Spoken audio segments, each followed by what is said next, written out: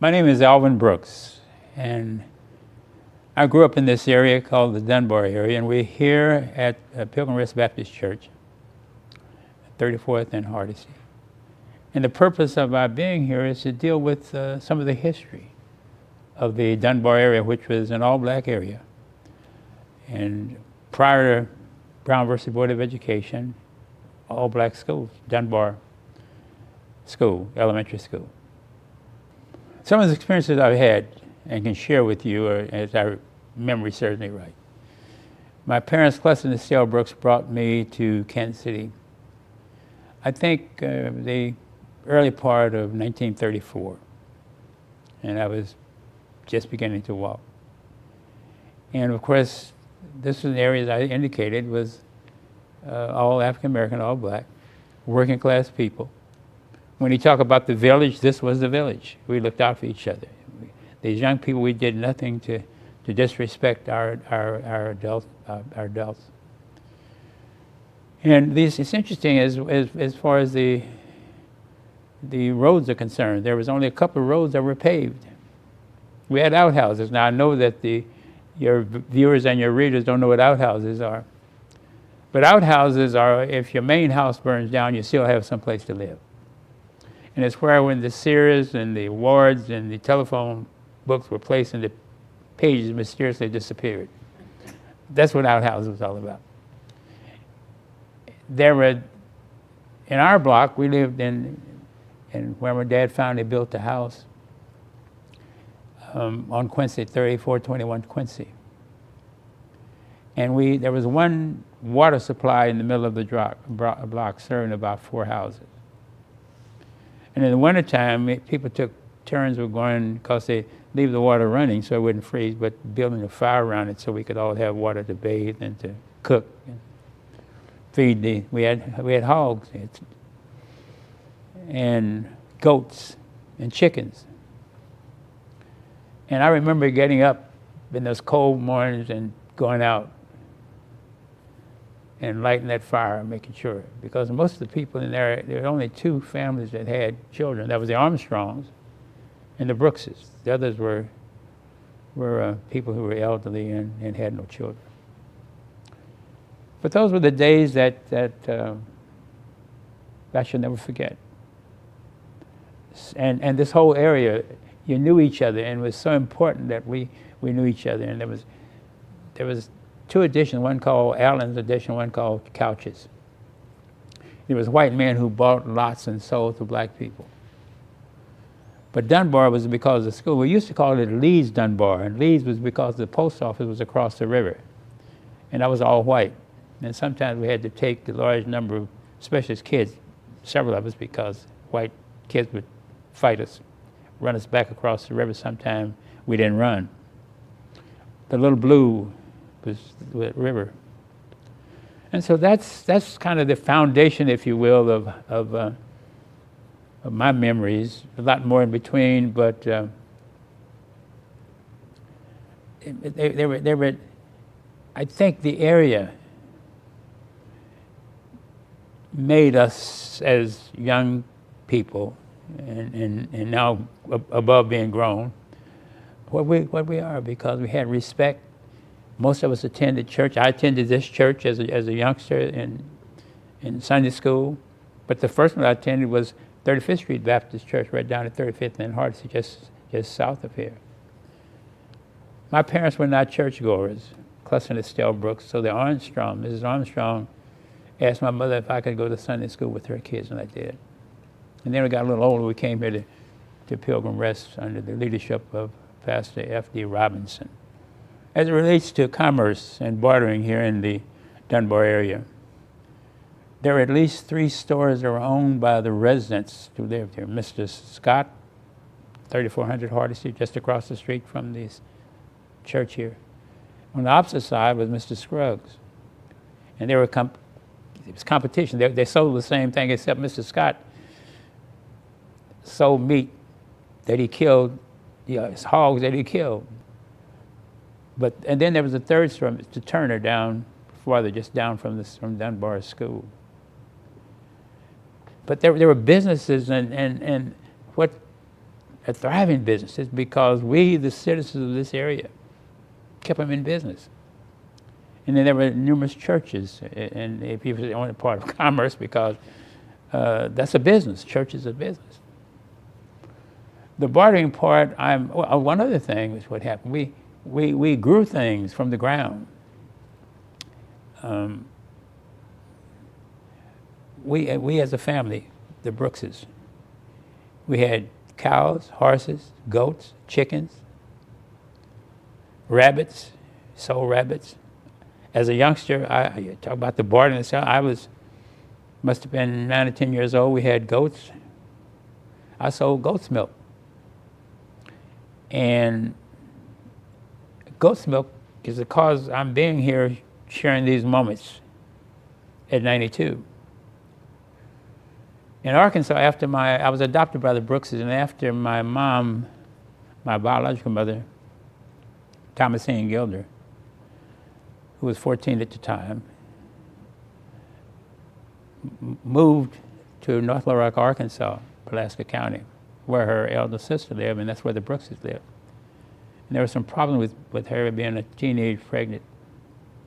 And so my aunt asked if my mother could stay with the Brookses, asked the Brookses if they could stay until I was born. And my mother left me with them so she could go back to Memphis, Tennessee to finish high school. And I developed something where I couldn't keep anything on my stomach.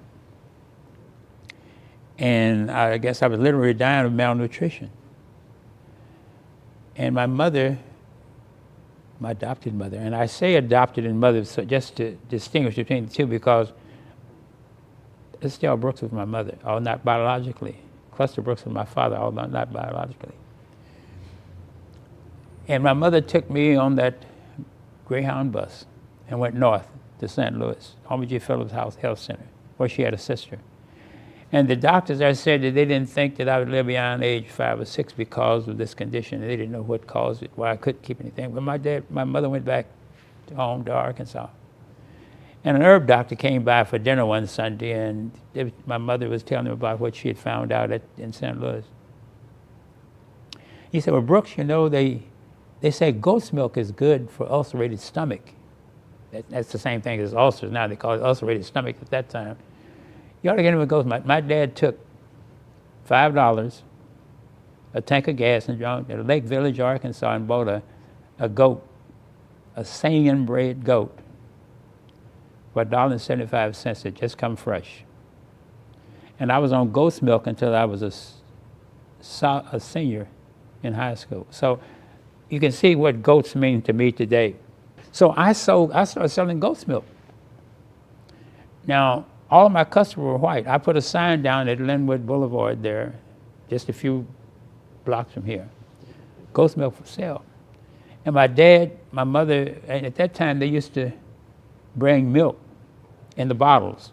And you could say whether you want this kind or another, and they put your money in this bottle, in the empty bottle. And the milkman knew I was trying, so he gave me half a dozen bottles. My mother told me how to sterilize about. Now, we didn't have water even when we moved over on the other side. This is in the all white, poor white area. We had no water inside. So I was an entrepreneur. Well, there were people. Well, first of all, people would go out into the other areas in black communities and sell their vegetables. The Rosses, you'd hear him around. They just call him a Husker man. Don't ask me how to spell it. Husker man. And he'd say, Husker man, turnip greens, mustard greens, and so watermelon, because they grew them right out here. But it went down into the black community, folks who didn't have room for gardens. And remember at that time, the cultural mecca of the African American community was really centered by 18th and Vine, but between Independence Avenue, 27th, and Brooklyn and Charlotte was really entrepreneurs. But we even sold to some of those businesses down there, up and down Vine and 18th Street. So this was a rich area. And like they say that in the Christian churches that nothing good would come out of Nazareth. And they used to say nothing was good to come out of Leeds, Dunbar.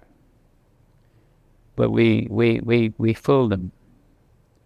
I mentioned earlier that about the roads. When we go to school, we caught the streetcar down here at 31st and Hardesty. And the bus came around Raytown Road, and I remember my brother-in-law, he became my brother-in-law, he was a kid, when he heard the bus stop in the air, he went off running, he didn't know what that was. But we would take because it was so muddy, we'd take our old shoes, ride them down, and it was a signing board, put them behind the signing board, and then put our good shoes on and go. But, oh, what a community. Oh, what a people. And we survived in spite of racism and segregation and discrimination and boundaries for us as people because of the color of our skin. We survived. Well, as I recall, so many of the folks who settled here came from the South, Oklahoma, Arkansas, Mississippi, and were agriculture folks who had gardens and some business, so they came and brought that to this area. Keeping in mind now, there were only a few areas that we could live.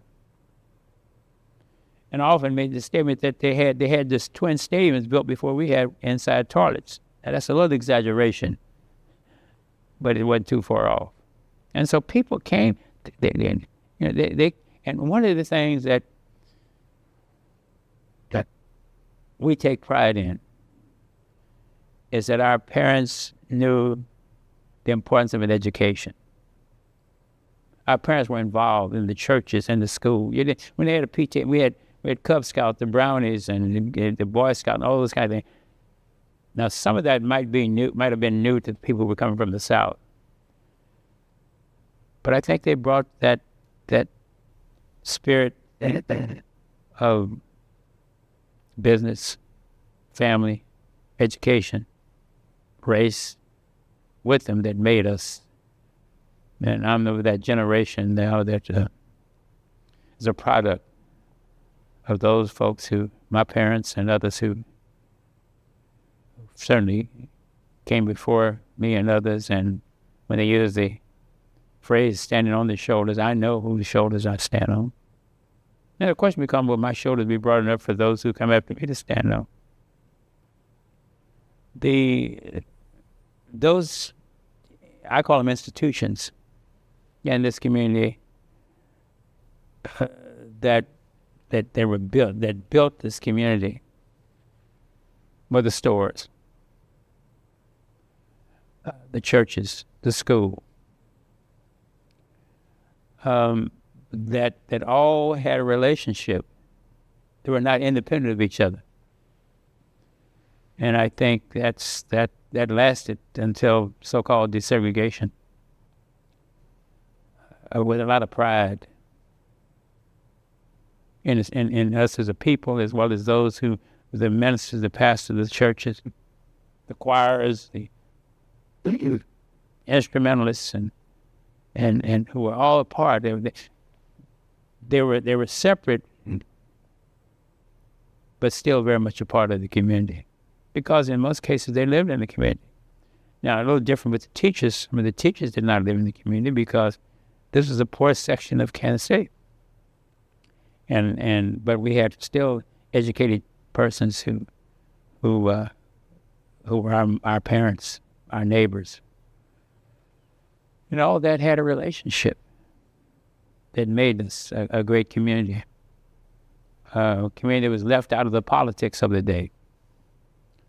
City services. As I said, we didn't have inside water, we didn't have paved streets, but we still survived because of our parents knew what it took. They knew what an education meant. They were preparing us for the next generation to be educated, to have our faith, and that together, along with family and communities, made us what we are. What period of time did I see some economic progress? There was very little. Because as that generation, my parents moved out. Those of us who graduated from high school in the area moved out. And if you go through the area now, you see vacant lots and vacant houses, but you see some new structures. But I think that's what neighborhood organizations at this point in time, and here in the 21st century, in this area in particular, have to work with their political leaders to bring that back. This community, I hope, will never be forgotten.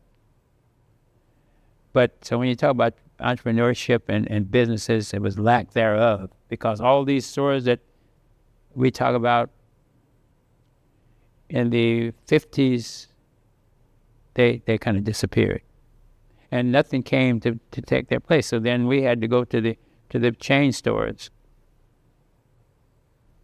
to get groceries, produce, because people weren't making gardens anymore. People didn't have goats and cows and horses, and that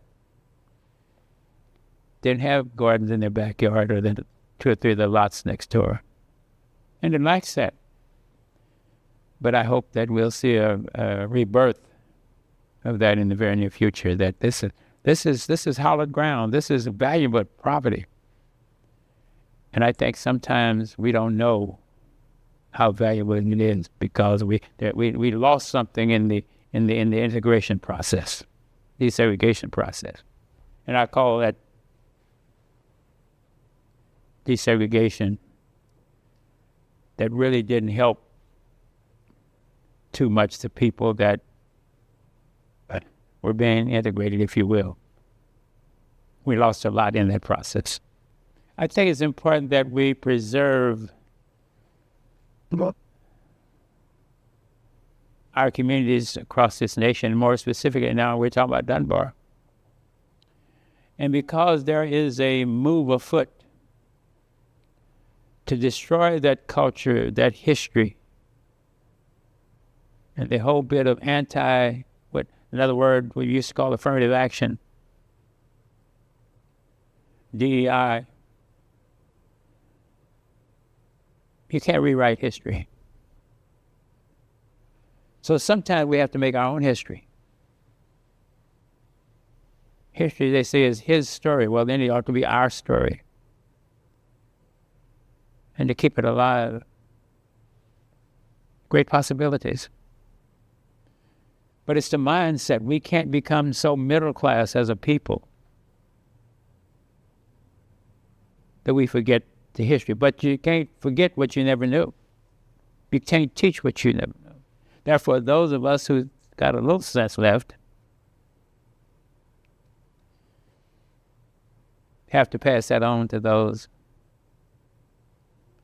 And so I think there are great possibilities. I think, but you've got to realize, you've got to be conscious enough to understand what's being done, what's being said. That there's an attempt that, so you don't want to know about what happened in Dunbar years ago. That we weren't totally self-sufficient, but